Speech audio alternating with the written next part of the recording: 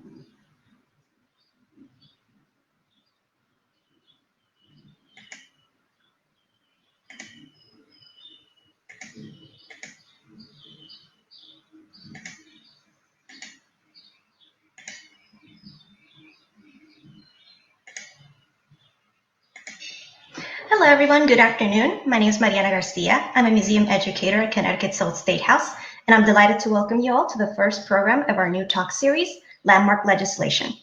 This series will explore some of the most significant pieces of legislation that were passed at the Old State House between 1796 and 1878, back when it was one of the two capitals of Connecticut and a seat of the three branches of state government. There is a well of legal history associated to the Old State House, where the General Assembly passed hundreds of laws that helped shape the path of Connecticut's future. Today, we will kick off this program with one of the most well-known laws ever passed in the state, the infamous Black Law of 1833, or as it is officially known, an act in addition to an act entitled An Act for the Admission and Settlement of Inhabitants of a Town. This law, passed on May 24th of 1833, made it illegal for out-of-state Black students to attend school in Connecticut without the written consent of the town where they would be studying. Famously, it was also the result of a long campaign by the people of the town of Canterbury to shut down Prudence Crandall's boarding school, where she had begun to teach Black girls in defiance of local authorities. But that is just half of the story. Joining us today to talk about the historical context of the Black Law is Dr. Manisha Sinha of UConn. Dr. Sinha is the James L. and Shirley A. Draper Chair in American History at the University of Connecticut and a leading authority on the history of slavery and abolition, the Civil War and Reconstruction.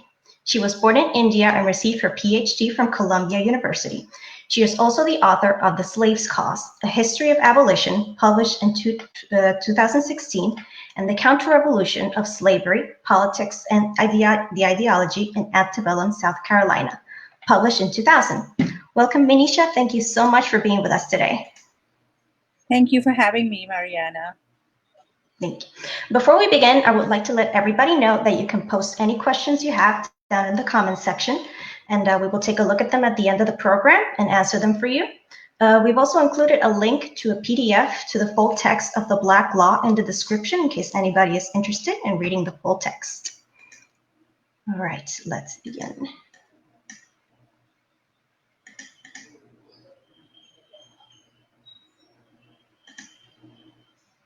So, an act in addition to an act, entitled An Act for the Admission and Settlement of Inhabitants of Towns, whereas attempts have been made to establish literary institution in this state for the instruction of colored persons belonging to other states and countries, which would tend to the great increase of colored population of the state and thereby to the injury of the people. So begins the Black Law of 1833. Manisha, this is one of the most famous laws ever passed in Connecticut, and the story behind it is definitely part of our state mythos, with Prudence Crandall being our state heroine. But this was not the only Black law in the United States, was it? And it wasn't the first or the last. So before we dive into this Black law, could you tell us what is a Black law and why is this considered the Black Law of Connecticut? Yes, so the black laws in the northern state were laws that basically restricted the entrance of people of African descent into these states. And it was really pioneered by some of the northwestern states like Ohio that had a law that restricted Black people from entering the state unless they posted a bond. And these Black laws of Ohio became kind of a model for Black laws in other states in the Northwest, like Illinois, Indiana. They passed their own Black laws. And right on the eve of the Civil War, Oregon had some pretty bad Black laws prohibiting the entrance of Black people. You had to post bond, and if you didn't, and those bonds were pretty high, and if you didn't, you would be arrested. So, when the slogan came up for American citizens to go west to make their fortune, they were making it quite clear that people of African descent would be excluded from that opportunity. Many northern states, of course, had passed laws to end slavery. They had free Black populations, but they passed these laws to restrict the entrance of free Blacks into their territories. These laws were usually supported by Democrats, Jacksonian Democrats, who had very powerful allies in the South with Southern slaveholders. They were clearly racially restrictive laws. So when Connecticut passed this law in response, actually, to Prudence Crandall opening a school in Canterbury for Black girls, it was quite clear that they were targeting, Black people from not coming into the state. As you read out in the law, it was quite clear that they were against the Black population in the state increasing. So it was really, I think, one of the few states in the Northeast that actually had a Black law, because most of these Black laws were passed by states in the Northwest that entered the Union in the 19th century. Mm. And what was happening in the United States in general, but specifically in New England and Connecticut during the 1830s, just before the Black Law was passed? Yeah, well, Connecticut again was an exception in New England because it took away the right to vote from Black men. In other New England states, Black men could vote, and in Rhode Island, after the Door Rebellion, Black men could vote. So Connecticut did not have a great history of racial liberalism in the 19th century. Let's just put it that way. Um, and in the 1830s, there have been several attempts to actually pass, not really pass laws so much, but several attempts to found Black schools in New England, especially in Connecticut. In 1831, in New Haven, there was an attempt to found a Black college that was opposed by town residents, by Yale University, and by a group of people known as colonizationists. These were men, predominantly men, though there were some women too, like Lydia Sigourney of Connecticut too, who belonged to a society called the American Colonization Society, and they wanted to simply colonize all free Black people back to Africa. So these colonizationists would also oppose equal rights for Black people in the North. And so in New Haven in 1831, at a raucous town meeting, they had voted down any plan to open a college for Black people. A similar thing, of course, happens in Canterbury 2 years later when Prudence Crandall opens up a school to young Black girls. And it's interesting to note that these colonizationists were willing to educate Black people as long as they would go back to Africa and educate Africans there. But they were not willing to have schools and colleges for Black people in the North, in Connecticut, as if they, chose to get an education and remain in the United States. Because what they were really fighting against was equal citizenship for African Americans, which would entail equal access to education and also certain political and civil rights. Right. So one could say that definitely Prudence Crandall's school and the incident that happened there was not an isolated event. No, it wasn't. There was another famous case immediately after the Crandall incident that took place in New Hampshire, in Canaan, New Hampshire, where the townspeople actually destroyed a school for African Americans. It was known as the Noyes Academy. And a lot of these schools were being founded by African Americans themselves and by abolitionists. They were being supported by abolitionists.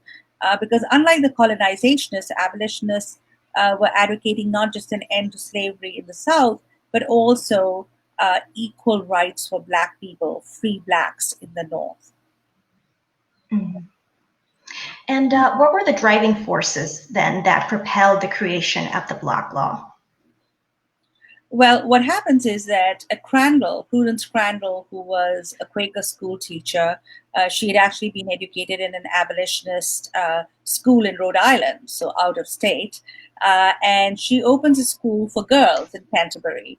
And a young Black woman, Anne Marcia Davis, who worked for her, would sit in on her classes. Her sister-in-law was a young woman by the name of Sarah Harris, whose brother and father were ardent abolitionists, subscribers to William Lloyd Garrison's Liberator. And they asked if Sarah Harris could actually take classes with the white girls in this female academy that Crandall ran in Canterbury. And so, of course, what happens is that the townspeople are outraged that Sarah Harris is sitting in with their daughters, and they ask Prudence Crandall to remove her.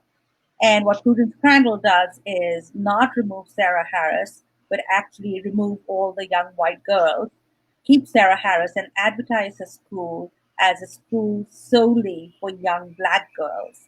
Her school is advertised in the Liberator, and soon you had Black girls from all over New England, because there were not that many schools for Black girls to go to, coming to Crandall's Academy in order to get an education.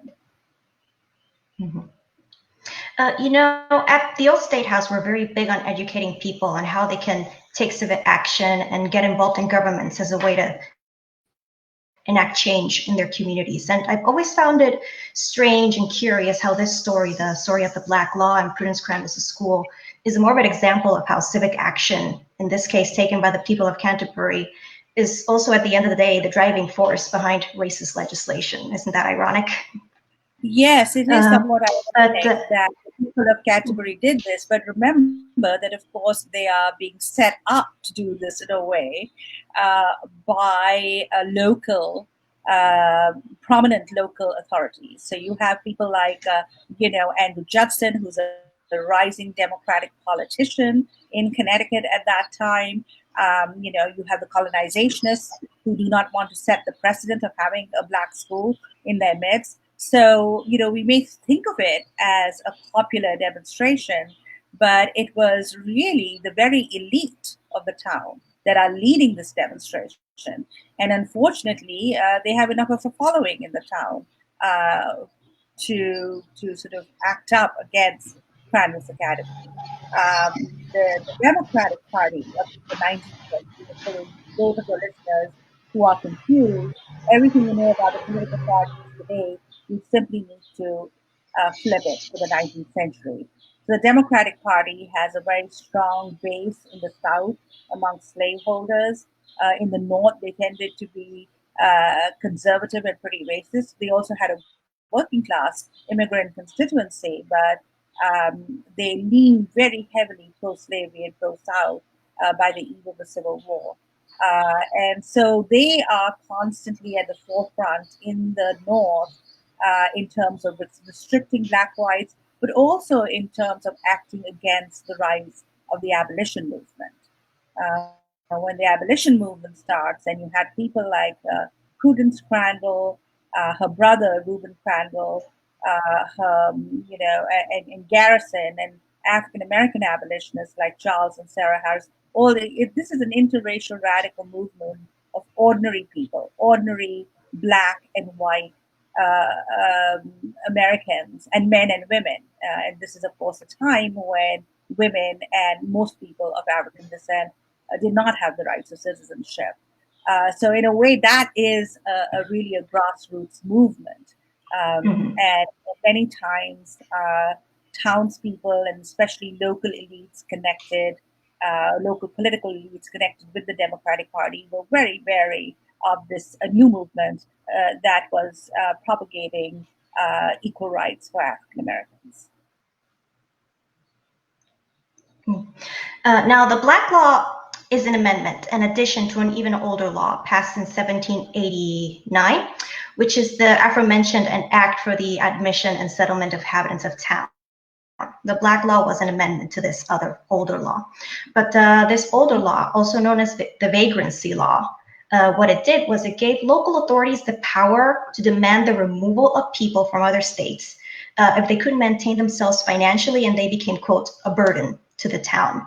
And if they refused to leave, they could be fined or they could even receive corporal punishment. But what did the Black Law add to this law? What did it entail? So the older law, of course, was modeled after many of the poor laws and vagrancy laws in early modern Britain, right? They had laws that actually criminalized poverty in a way. You couldn't, and in most of the English colonies, the British North American mainland had such laws. They had laws against vagrancy. They had laws against strangers. Strangers would be warned out of town because they did not want them to become an expense in the town. So what the Black Law of 1833 is actually doing is simply adding on to this sort of law that criminalized poverty in a way to have a subset of people, which is of course African Americans, and prohibiting them from coming into the state. This Black Law is of course specifically aimed at Crandall School because she had so many Black women who came to her academy from other states, predominantly in New England, from states like Rhode Island, Massachusetts, neighboring New England states. But clearly, they were using that precedent, which in itself is not a great one, to put in a specific racial marker. And that was to prevent more people of African descent from coming into Connecticut. And in that sense, it's more like, as I said earlier, the Black laws of Ohio and later on in Illinois and Indiana than it is the older vagrancy laws that were there from the colonial era. Mm-hmm. Right. I think it's interesting how the General Assembly also took the opportunity in passing the Black Law to eliminate the provision of corporal punishment from the old vagrancy law. So perhaps trying to make it more palatable to the public, make it seem not as bad. But what was the public's general reaction to the passage of this law? Well, certainly for most, people in Connecticut who were white citizens, they probably didn't think of it as, as a big deal, maybe. But interestingly enough, there was a reaction to it pretty soon. What you had is the founding of one of the first anti-slavery societies in Canterbury itself. Right? So there were certain white citizens in Canterbury who were uncomfortable with this. Abolitionists like Samuel May, who is in Brooklyn, Connecticut at that time, start publishing a newspaper against these Black laws, and an abolitionist newspaper. And this newspaper has an editor, Charles Burleigh, who's also an abolitionist. So they are supporters of Prudence Crandall. They are anti-slavery abolitionists, people who are supporting this. So there's actually an adverse reaction to the Black Law. There's an adverse reaction in the sense that you have the founding of an anti-slavery society, perhaps something not envisioned by the people who wrote in the Black Law. Now, as far as abolishing corporal punishment is concerned, that is interesting because corporal punishment, certainly at that time, is associated mainly with slavery. So we know that there were other areas where corporal punishment was, okay in the 19th century. In the British Navy, for instance, if you were a sailor and you didn't do something, that you could be whipped. We also know this from stories written by Herman Melville. People in authority could actually exercise corporal punishment. Parents and teachers could corporally punish children. Interestingly enough, the abolitionists spoke out against this too. The abolitionists were, in a way, quite an interesting group because they are not just involved in the abolition of slavery and in fighting against segregation and unequal treatment of free blacks in the North. They're also involved in movements to banish corporal punishment, to end capital punishment. These are some of the first moves being made in the North by abolitionists to get rid of what they see as many other evils in their society. And let's get into the epic that was the Prudence Crandall trials. So what happened after the law was passed? But Prudence continued to teach her students at her school. Yes, so she's arrested and her case goes all the way to the state Supreme Court. And it is dismissed for the lack of evidence, interestingly enough. But the black law is allowed to stand. But since she was not being able to, they weren't able to prosecute her under that law, some of the local townspeople start attacking the black students as they walk to school. Some of them are, the school's well is fouled with manure. They actually attack the school, throw stones through the windows at night, shattering the glass, and blaming a local black man for doing that. So there was a whole pattern of intimidation and a kind of a vigilante violence, you could say, against the school when the law didn't work in shutting her down. And that indeed shut her school down because at the end, Prudence Crandall starts fearing for the safety of these young black girls. What I found was really interesting is that these girls are writing about their experiences to the Liberator, and Garrison publishes their letters. And one of them says, I'm trying to be a Christian. I'm trying to forgive these people, for they know not what they do. But they were, it's quite amazing to read those letters written by Prudence Crandall's students, condemning the kind of hateful racism that they were facing. They're very touching to read. And what was the ultimate fate of the Black Law? What did it become, or what happened after? So it was in the books, but the man who proposed it, right, the state senator Philip Pearl, actually regretted his role. He came to repent that he had actually advocated this law, and he met a very famous abolitionist, Theodore Dwight Weld, who, of course, is eventually marries Angelina Grimke, a famous abolitionist feminist, and he, has a change of heart, and so it stays in the books, but he regrets his role in it, and he kind of apologizes for his role in having the law passed. And later on, of course, you can see a lot of these people in Connecticut who were involved in this incident actually evolving a little bit with their views. For instance, Andrew Judson, who really led the move to prosecute Prudence Crandall, is a judge in Washington, D.C., when her brother Reuben Crandall is arrested for being an abolitionist, and he lets him go free. Unfortunately, Reuben Crandall dies because he had been in prison for so long and he got tuberculosis being imprisoned in Washington, D.C. Andrew Judson is also involved in the Amistad case, where he rules to free those Africans. So it seems to me that they have a change of heart. Many of the colonizationists, some of the leading clergymen of Connecticut who are involved, for instance, in the shutting down of the New Haven College in 1831, like Leonard Bacon and Lyman Beecher, by the 1850s, become anti-slavery, if not abolitionist, and eventual supporters of the anti-slavery Republican Party, the party of racial liberalism, and the party of Lincoln in the 19th century. And I would like to talk a little bit about the myth surrounding the Black Law, because it's become such a staple of the Connecticut mythos that I think a lot of people know about it without really knowing about it.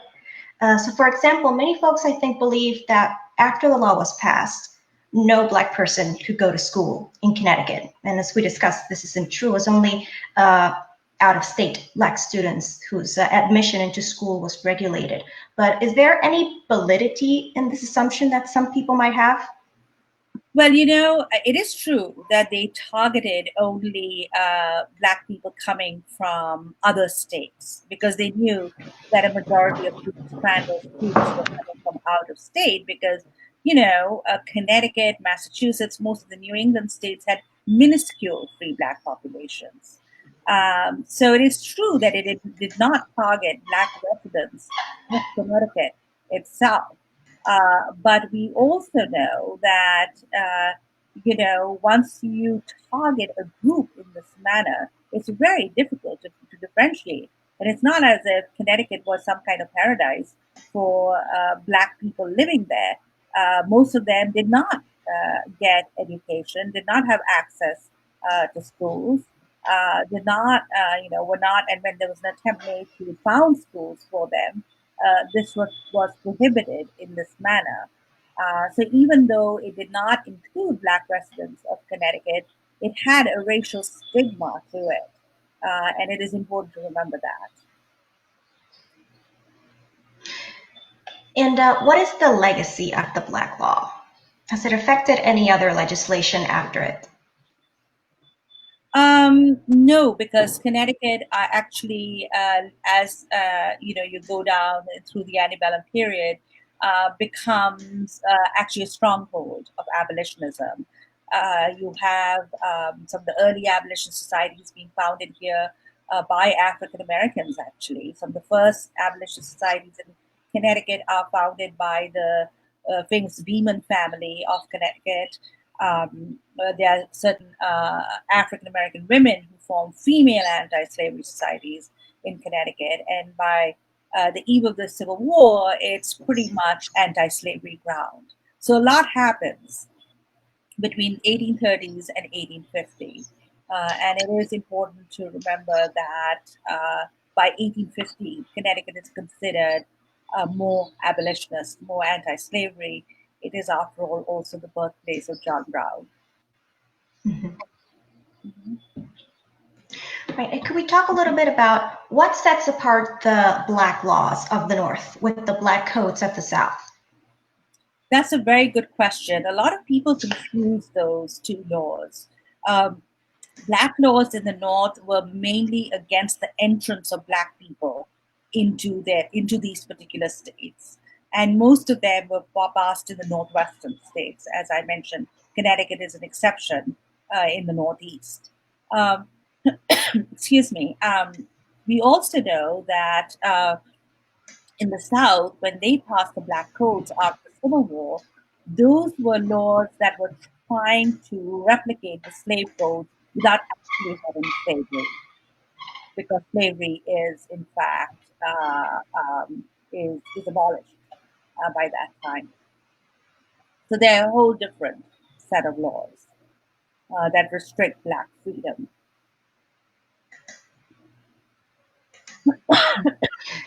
Yeah, I think my main takeaway from all this has been really thinking about how these laws were the result of certain people coming together, certain groups of people coming together and demanding these regulations from their government. That didn't just happen because the states decided to pass these laws. It was certain people that demanded them, right? Yes, and they had the majority in the Connecticut state legislature, the Democrats. Mm-hmm. At that time to pass this law. But there were also colonizationists who tended to belong to the Whig Party, which is the party that was there before the rise of the Republican Party in the 1850s as an anti-slavery party. A lot of these colonizationists also agreed with the platform of sort of restricting Black rights in America because they simply wanted to get rid of all free Black people and send them back to Africa. And the abolitionist response to this was very good because Garrison, knowing the role of the colonizationists and of the Democrats in passing these Connecticut's Black Law, actually said this, and I'm quoting from my book here. He said, to colonize these shameless enemies of their species rather than Black people to some desert country would be a relief and blessing to society. So he was saying that, let's colonize these racists rather than Black people out of the country, which I thought was funny. Mm-hmm. Right. When we think about the Black Law and the Black Codes, Jim Crow, I think we so often think about the civic action and the movements created to repel them. Mm-hmm. But before that, there was also movements to create them. Isn't that true? So the state many times it just becomes a battleground or a proxy for the struggle that was actually taking place between citizens and everyday interactions in communities, right? Yes, to a certain extent, you're right. But the Black laws in particular, for instance, as I said, was very much an elite project.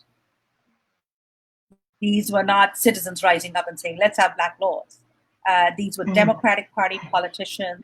They belonged to, they were very powerful. They were in the state legislature. They were in the court systems. And they're the ones who are actually going about this very legal way of doing things.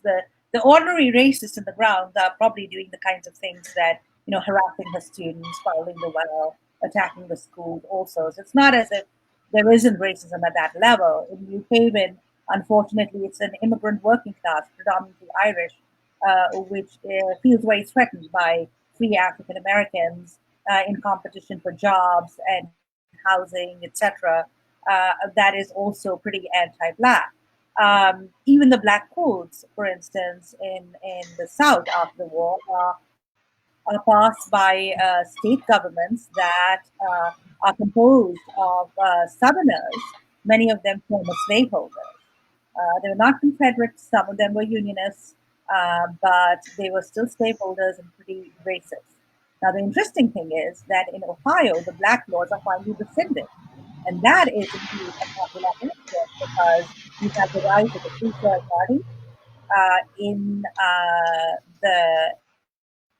in Ohio, and you have people like Simon Chase, who ends up being Lincoln's Chief Justice in the Supreme Court, and also his Secretary of Treasury, who's sort of guiding light behind the Free Soil Party, an early version of the Republican Party in the 1840s, that finally gets the Black laws of Ohio rescinded.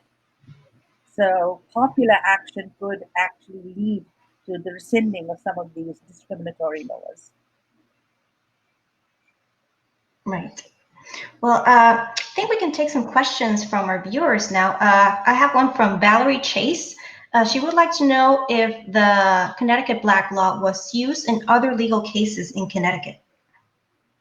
Not as far as I know, no. In fact, many of the Black laws, even in the Northwest, tended not to be enforced, even though they were in the books, and they acted as a deterrent for the immigration of African Americans into the states. At one point in Ohio, they tried to enforce the posting of bonds, etc., and that led to a riot, and many African Americans left the state. But as far as I know, and I may be wrong, maybe there were some local cases that I have not heard of. I will have to ask our Connecticut state historian, Walt Woodward, who knows everything Connecticut, whether in fact there were other cases prosecuted under this law. As far as I know, no, there wasn't.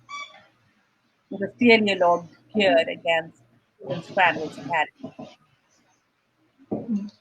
And from Edgardo Baggio, he would like to know if the corporeal punishment that was mentioned in the Vagrancy Law, was it defined in the act or was it left to interpretation by the authorities? That's also a very good question. Usually when people said corporal punishment, they meant whipping. And whipping was always associated with disciplining enslaved people, and as I said earlier, sometimes sailors and even children. And abolitionists really fought against this. There was this abolitionist Garrisonian, a follower of William Lloyd Garrison, called Henry C. Wright, who wrote a book against corporal punishment in the 19th century, saying it's abusive towards children. And I think the reason why they were so attuned to that was because they were abolitionists. After all, they were fighting against slavery, and whipping came to be associated particularly with the institution of slavery. And so when they meant corporal punishment, they probably meant whipping. The law did not define it because I think it was sort of understood that that is what it was referring to. And from Donald Rogers, he would like to know, was the Black Law representative of white attitudes across the state or just in Canterbury? And why was the General Assembly so ready to enact this law? Very good question also from Donald. As I mentioned, it's difficult to know what exactly the attitude of the average person was. You could say New Haven, for instance, that was a town meeting where people voted, and only a handful voted for the Black College.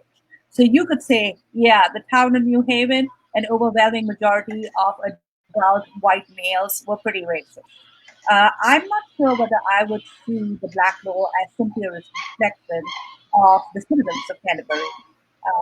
There's a lot of noise coming from your end, Mariana. I've been trying to type that in the chat box, and I haven't been able to, but there's a squeaking sound constantly. I don't know whether it's the construction going on outside the Old State House or if it's something else. But since I haven't typed that out, I might as well tell you because it's like loud and it's been going on since we started.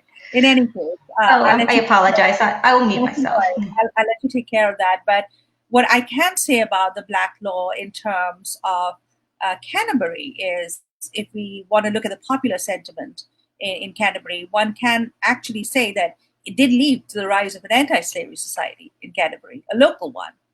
So if that's a reflection of at least those people, I think there were around 40 odd people, 40, 45, who formed that society. I really, when I researched this incident, it was quite clear to me that the moving force behind these Black laws were not so much the people themselves as local democratic politicians, meaning the leaders, the elites, and the colonization movement, which was very strong in Connecticut at that time. A lot of people, white citizens in Connecticut, because African Americans, on the whole, overwhelmingly rejected this idea. A lot of people in Connecticut were involved with the Colonization Society. A lot of clergymen, in particularly ministers, Yale professors, were involved in the colonization movement. So this idea that we should not have equal rights for Black people, we should not make their life easier in the United States, was very much an article of faith amongst colonizationists. It was something that African Americans and abolitionists rejected. So I do see these Black laws as more of a reflection of the Democratic Party, which, out of all the New England states, they did have a substantial presence in Connecticut. And in fact, they dominated the state, the General Assembly, the state legislature. And that's why they were able to pass this law. It was a partisan thing, too. I think that's comes in quite a sharp contrast in what is happening today with the Black Lives Matter movement, that has become such an organic movement with no real figurehead or leader, you could say, isn't it? Absolutely. And, the American Colonization Society was a pretty powerful organization because it had, it was a policy that was advocated by, the Virginia slaveholding dynasty, people like Jefferson, Madison, and Monroe.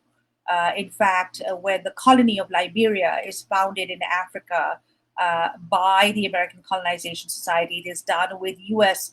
government help. And its capital until today is called Monrovia, after President James Monroe.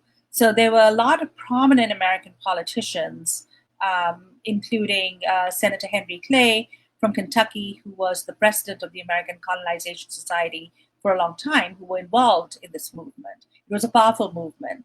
And the people who rose up against it were Black abolitionists because they said, we refuse to be colonized back to Africa. I see a question here from Edgardo saying, how did they expect them to go back to Africa? Did they even know the languages in Africa? No, they didn't, and some of them had been here for generations. And the fact that they were not being accepted as equal citizens in the United States in the 19th century was a matter of dismay for most Black Americans who were fighting for equal citizenship rights. There was a Back to Africa movement amongst African Americans in the early republic. It was led by Paul Cuffey, a Black man, a Black Quaker sea captain from Massachusetts. But that was a very different project than that immigration project was very different than these colonizationists who thought if we just colonize all free Blacks back to Africa, then the only Black people left in America would be slaves. So what you'd have is all whites are free and all Black people are enslaved. That was a problem for them.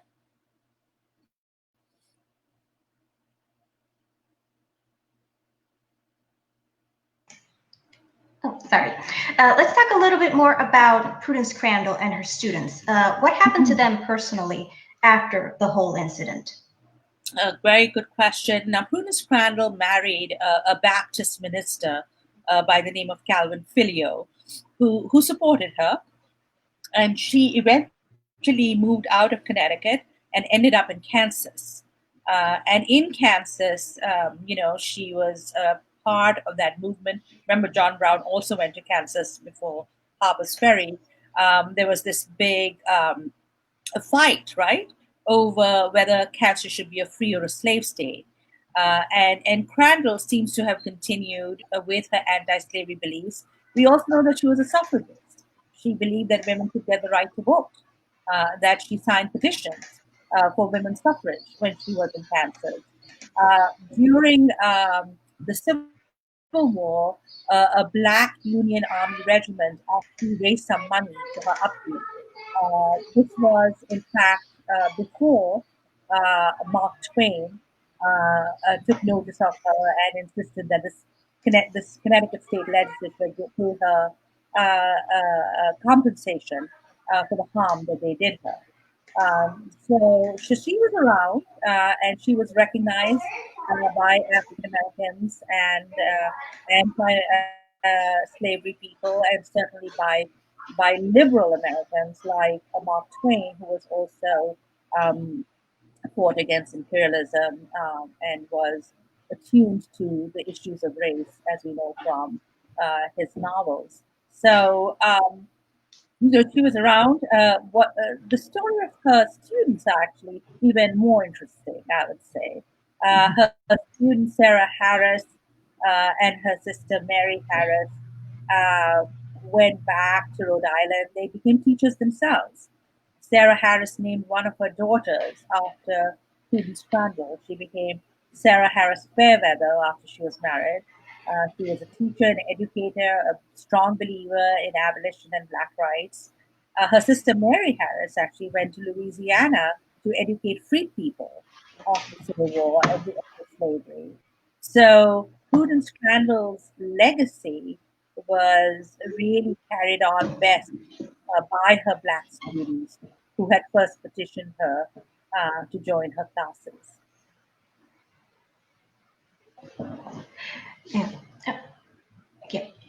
And this is just a question for me, but do you have any books that you would like to recommend to us about more about the abolitionist cause up here in New England and all of this? Well, it would be bad of me not to plug my own book, but I wrote a book called The Slave's Cause, A History of Abolition, that looked not just at this particular incident in Connecticut, though I do look at Prudence Crandall. I also look at the fascinating case of her brother, Reuben Crandall, where Andrew Judson reappears. So I think it's kind of an interesting trajectory to that story. And other cases in New England, like the New Haven College, the Noyes Academy in New Hampshire. I look at all the contestations over Black rights in the North by led mainly by abolitionists, and particularly Black abolitionists. But another book that I would recommend is a new book that in fact, I think I might have it right here, by a student, a former student who is now a professor at the University of New Hampshire. Her name is Cabria Baumgartner, and I don't know if you can see her book. It's called In Pursuit of Knowledge. And you can get a lot of really interesting information in this book about Sarah Harris and Mary Harris and other Black teachers in antebellum America. So we're going to be posting some links to these books over here on the chat next to us. We also have another question from Edgardo. He asks, was the Black Law used against residents of Connecticut, for example, against people who couldn't prove that they lived here? A very good question. And that's why I say that even though the Black Law was aimed mainly against residents coming into Connecticut, it shows you when you use a broad racial qualification like that, you could possibly use it against Black residents of Connecticut.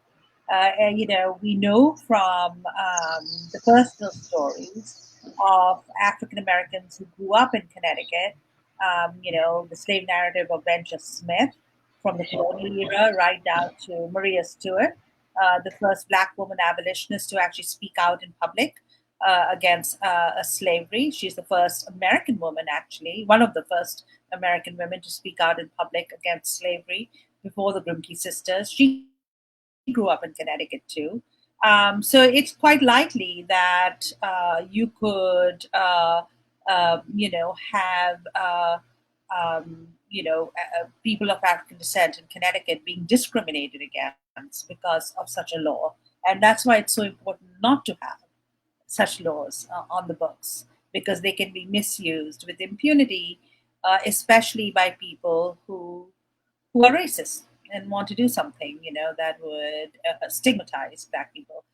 Even more than this, I would say something like the fugitive slave laws, the federal fugitive slave laws, really stigmatize Black people when, nearly 90% of the people of the population of people of African descent was enslaved in the South. If you were a Black person, a free Black person in the North, you were seen as suspect. You could be a slave, a runaway slave, a fugitive. You could be accosted and apprehended by police, by white citizens, and charged and not have many rights to defend yourselves. Abolitionist lawyers are being continually called upon to defend sometimes free Blacks being kidnapped to the South. Here's another Connecticut person, Black abolitionist David Walker, who was born in Connecticut and actually educated by Lydia Sigourney, a colonizationist, in her Sunday schools, ends up in New York City, where he forms a vigilance committee, and many Black and white abolitionists form these vigilance committees to protect people of African descent from laws being used against them. And these laws could be a whole range of things. It could be fugitive slave laws, it could be Black laws. It was important for abolitionists to do this, and they recruited lawyers to help them do this, precisely because once you have racially discriminatory laws on the book, they can be misused. I know there's a very rich history here in Connecticut of the Black community itself coming together to offer financial assistance for people that needed help like this. And it comes to mind the Amistad trials. The Black community of Connecticut really did come together to help them. Yeah, the Black community and the abolitionists.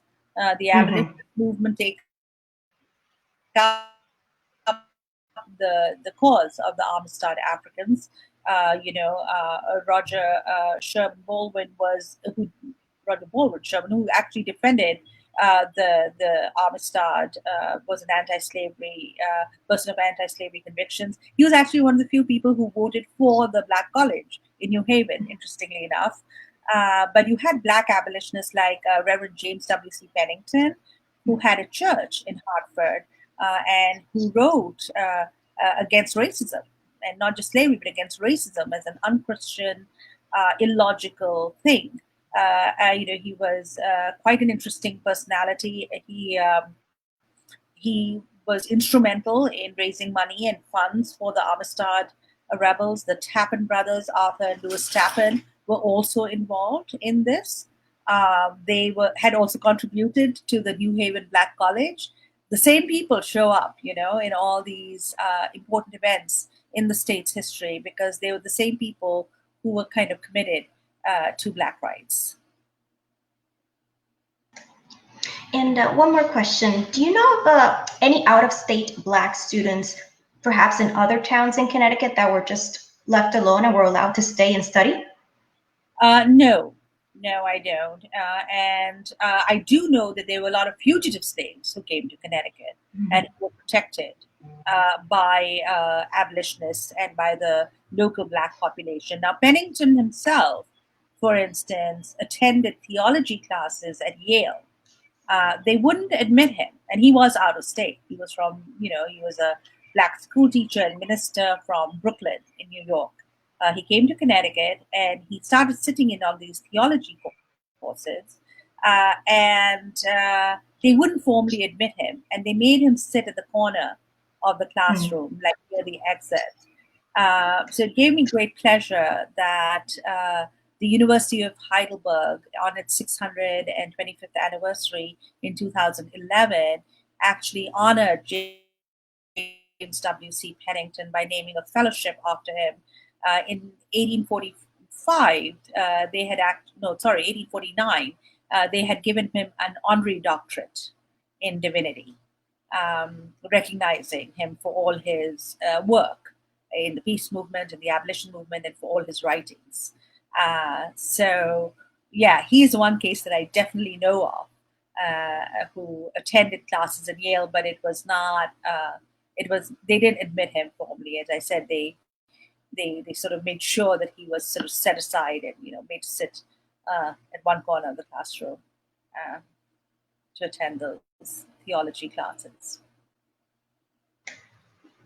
Yeah, and I have another question from Edgardo.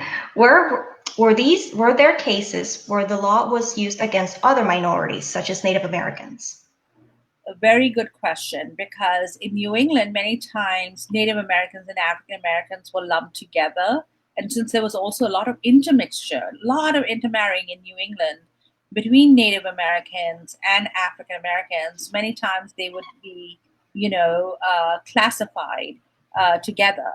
So one could actually see that, especially in Rhode Island, you had many people who were of Native American and African American descent.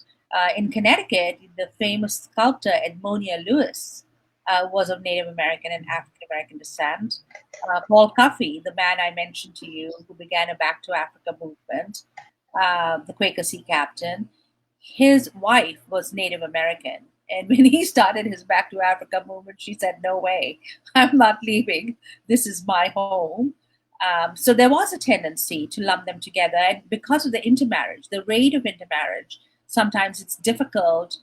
How would you classify people? And sometimes people who are Native American were being classified as African American. Another famous case from Connecticut is the case of Anne Plato, a young Black woman school teacher who wrote poetry and who wrote short stories.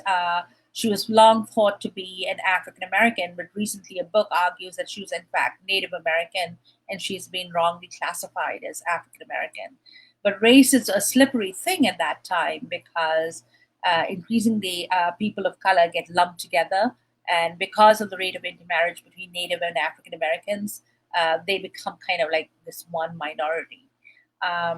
Of course, Native American nations continue in the Northeast, even after being dispossessed of their land. We know that they're still there and that they still carry on their traditions, and they still have, their community as a national identity, as a cultural national identity. But yes, there was a lot of lumping together and mixing when the United States, especially in the 19th century, was moving more and more to what they called, quote, a white man's democracy. Right. So it's safe to say that they were just whites and non-whites for the most part. They were trying to do that. That's what they were Mm-hmm. trying to do, because that's what the South had done. And that's why free blacks was such a threat, because the idea is that all black people should be slaves and all whites are free. And so, what do we do with free blacks? What do we do with Native Americans who've been dispossessed of their lands? There was this myth that they developed, the vanishing Indian. Excuse me, where I think I'm talking too much. Yeah. I think they had this myth where they literally wrote, they completely, made Native Americans invisible. It was like, okay, the conquest, they've been dispossessed and they just disappeared. Yes, a lot of them did in fact die due to warfare and disease, but they were still around. And it's important for historians to recover those histories.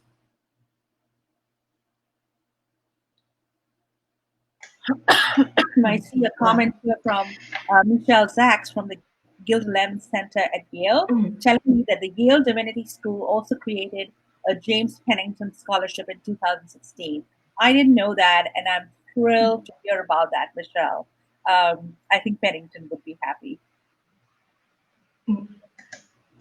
Well, I think we can wrap up talking a little bit about our state historian, our state heroine, sorry, Prudence Crandall. How did she become the state heroine? So when I was writing my book on abolition and I was writing about Prudence Crandall, I was amazed to find out that it took Connecticut so long to make her into a state heroine. They made her into a state heroine only in 1995, which seems to me really late.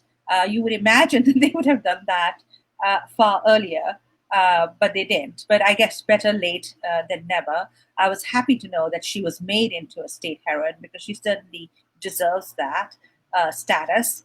And I